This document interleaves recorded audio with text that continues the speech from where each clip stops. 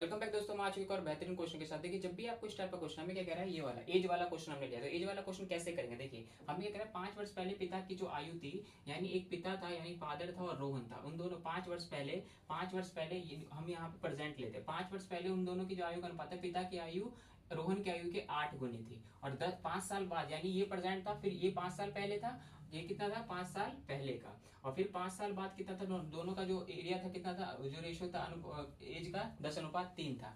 तो अब कह रहा है कि उसका वर्तमान आयु कैसे होगा। बहुत आसान है। इस टाइप के क्वेश्चन में क्या करना है, जब भी अनुपात में क्या हो एज बढ़, तो सबसे पहले क्या लीजिए, दोनों के रेशियो का अंतर लीजिए। यहाँ पे कितने का अंतर है 7, और यहाँ पे भी क्या अंतर है 7। तो जब दोनों का अंतर एक समान होगा तो हमको कुछ नहीं करना है, फिर छोड़ देना है। अगर अंतर समान नहीं होता तो इस वाले को इससे मल्टीप्लाई करते और ये वाले अंतर को इससे गुना करते, तो हम अंतर एक समान आ जाता है। ठीक है। अब लेकिन यहाँ पे अंतर समान है तो हम कुछ नहीं करेंगे। अब इन दोनों गैप दीजिए, 8 और 10 का अंतर कितना है 2, और 2 का ही तो अंतर कितना है 5 साल पहले तो कितना 10 साल, तो यानी 2 का ही कितना दे रखा है 10 दे रखा है। तो यानी कितना गुना है 5 गुना। अब इससे गुना करें तो 5 अट्ठे कितना हो जाएगा 40, और 5 एकम कितना हो जाएगा 5। लेकिन ये तो 5 साल पहले का है ना, लेकिन हमको तो वर्तमान का पूछ रहा है, तो 5 साल पहले का तो कम होगा, 5 साल आगे का करेंगे तो बढ़ेगा। तो यानी 5 साल बाद कितना हो जाएगा 45, यानी वर्तमान है 45 और इसका कितना हो जाएगा 10। लेकिन हमका किसका पूछ रहा है रोहन का, तो रोहन का वर्तमान है कितना हो जाएगा 10, और ये इस क्वेश्चन का आंसर भी हो जाएगा।